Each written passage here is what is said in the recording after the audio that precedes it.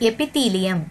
Moving on to the introduction, the epithelial tissues are commonly referred as an epithelium, and it is made up of one or more layers of cells that covers or lines the external and internal surface of various parts of the body.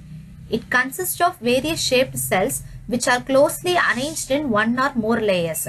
It also forms the covering of all body surfaces and glands, and also line the body cavities and organs. These epithelium are tightly packed and anchored to the basement membrane. These epithelium are avascular, so it depends on the blood vessels which are present in the connective tissue for food and waste movement.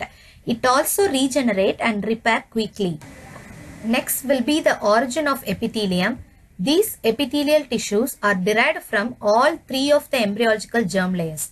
First will be the ectoderm. It is the external layer and it develops into epidermis, peripheral nervous system and melanocytes. Second will be the mesoderm. It is the middle layer and it also gives rise to cardiac muscle cell, skeletal muscle cell, tubule cells of the kidney, red blood cells and smooth muscle cells. And third will be the endoderm. It is an internal layer and it gives rise to the lining of the gastrointestinal tract. Moving on to the classification of epithelial tissues, it has been classified based on the arrangement of cells and shape of cells. Based upon the arrangement of cells, they are simple, that is single layer of cell, and stratified, multiple layer of cell, and pseudostratified, it is a single layer but it looks multi-layered. Based upon the shape of cells, it has been classified as squamous, cuboidal and columnar. Squamous cells are flat cells with a thin nuclei. Cuboidal cells are cube-like cells with a spherical central nuclei.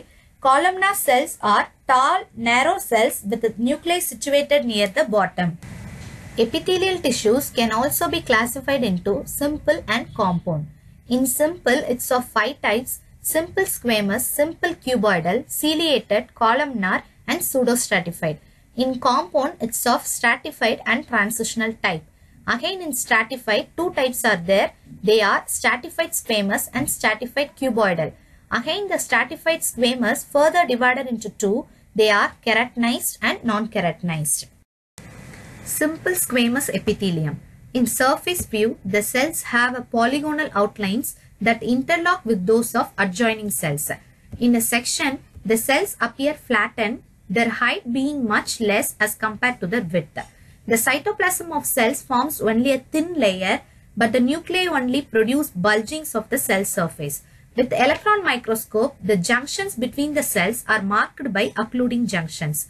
Since the junctions are tightly sealed, and any substance which passes through the epithelium, it has to pass through the cells and not between the cells. The location of simple squamous epithelium is that it lines the alveoli of lungs, the free surface of the serous pericardium, the pleura and the peritoneum. There it was called as a mesothelium, and it also lines the inside of the heart called as an endocardium, and of blood vessels and lymphatics called as endothelium, and also found in lining some parts of the renal tubules and internal ear. And function, because of its thickness, it helps in rapid transport of substances, diffusion of gases and filtration of fluids. Next will be the simple cuboidal epithelium. In cuboidal epithelium, the height of the cells is about the same as their width. The nuclei are usually rounded and centrally placed. In sectional view, the cells appear cuboidal in shape. When viewed from the surface, the cells are hexagonal in shape. The location of the simple cuboidal epithelium is seen in the follicles of the thyroid gland, ducts of many glands, and also on the surface of the ovary. Other sites are choroid plexus, the inner surface of the lens, and the pigment cell layer of the retina. A cuboidal epithelium with a prominent brush border is seen in the proximal convoluted tubules of the kidney. The functions of simple cuboidal epithelium is mainly concerned with the secretory and absorptive functions. Next will be the simple columnar epithelium. The cells of the epithelium are much taller compared to their width. Nuclei are elongated and located in the lower half of the cells. In vertical section, the cells of these epithelium are rectangular. On surface view, the cells are polygonal in shape. In some situations, the cell surface bears cilia. It is called as a ciliated columnar epithelium. In other situation, the cell surface is covered with microvilli. The microvilli are visible only with the electron microscope. But with the light microscope, the region of the microvilli is seen as a striated border when the microvilli are regularly arranged, or as a brush border when the microvilli are irregularly placed. The location of the simple columnar epithelium is present over the mucous membrane of the stomach and the large intestine. Columnar epithelium with a striated border is seen in the small intestine, and columnar epithelium with a brush border is seen in the gallbladder. Ciliated columnar epithelium lines most of the respiratory tract, the uterus and the uterine tubes. It also seen in the efferent ductals of the testes, parts of the middle ear and auditory tube, and also in the ependyma lining the central canal of the spinal cord and the ventricles of the brain. The functions of the simple columnar epithelium are mainly of secretory function. The secretory columnar cells are scattered in the mucosa of the stomach and intestines. In the intestines, many of them secrete mucus which are accumulated in the apical part of the cell, making it very light staining. These cells acquire a characteristic shape and are called as a goblet cells. Some columnar cells secrete enzymes. In the respiratory tract, the cilia move mucus which are accumulated in the bronchi towards the larynx and pharynx. When there is excessive, this mucus is brought out as a sputum during coughing. In the uterine tube also, the movements of the cilia helps in the passage of ova toward the uterus. Microvilli increases the surface area for absorption. Next will be the pseudostratified epithelium. It is not a true stratified epithelium but appears to be stratified. The single layer of cells appears to be more than one layer because of the nuclei which lie at various levels of the cells, but actually only one layer of cell, with some cells broader near the base and others are near the apex. The nuclei usually lie in the border part of each cell. Some epithelium may be a cilia and may contain the goblet cells. The functions of the tall columnar cells in pseudostratified epithelium are secretory in nature, while the short basal cells are stem cells which constantly replace the tall cells. The cilia help in clearance of the mucus. The location, non-ciliated pseudostratified columnar epithelium, is found in some parts of the auditory tube, the ductus deferens and the male urethra. Ciliated pseudostratified columnar epithelium is seen in trachea and also in the bronchi. Next is the stratified squamous epithelium. Stratified squamous epithelium is broadly divided into keratinized and non-keratinized stratified squamous epithelium. Keratinized stratified squamous epithelium is seen in places where the epithelial surface is dry, particularly the skin. The most superficial cells die and lost their nuclei in keratinized.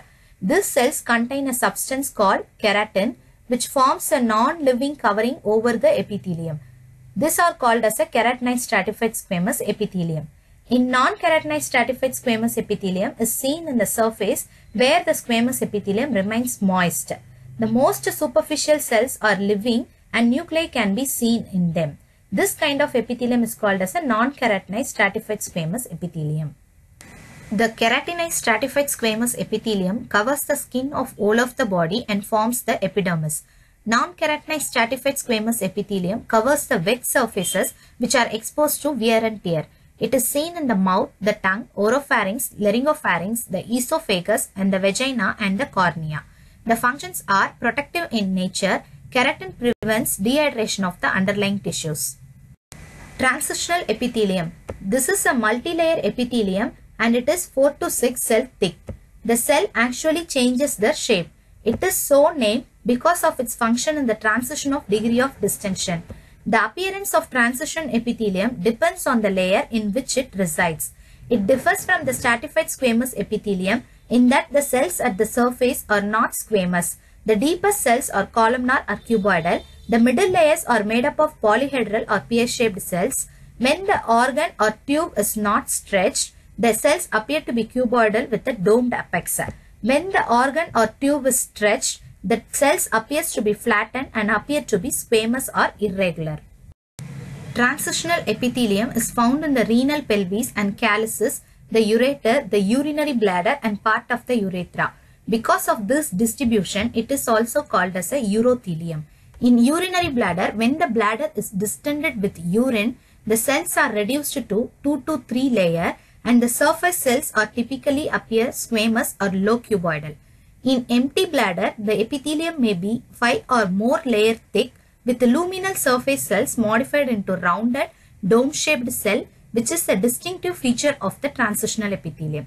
The functions are, at the surface of the epithelium, the plasma membranes are unusual. There are special glycoproteins in the lipid layer of the membrane in which the transitional epithelium are embedded. So it is believed that these glycoproteins make the membrane impermeable and resistant to the toxic effects of the substance which are present in the urine and thus provide protection to the adjacent tissues. Next will be the stratified columnar epithelium. It is a rare type of epithelium composed of columnar shaped cells which are arranged in a multiple layer. Columnar epithelial cells are elongated and column shaped. The nuclei are elongated and are usually located near the base of the cells. This type of epithelium is protective in function. Columnar epithelium forms the lining of the stomach and also the intestines. Some columnar cells are specialized for sensory reception, such as in the nose, ears and the taste buds of the tongue, and also in the lobular ducts of the salivary glands. Next is the stratified cuboidal epithelium. This type of epithelium is composed of multiple layers of cube-shaped cells. The examples of stratified cuboidal epithelium are salivary glands like parotid, submandibular and sublingual, and sweat glands and mammary glands. Finally, the overall functions of epithelium will be protection, secretory, lubrication, excretion, absorption, special sensation and reproduction.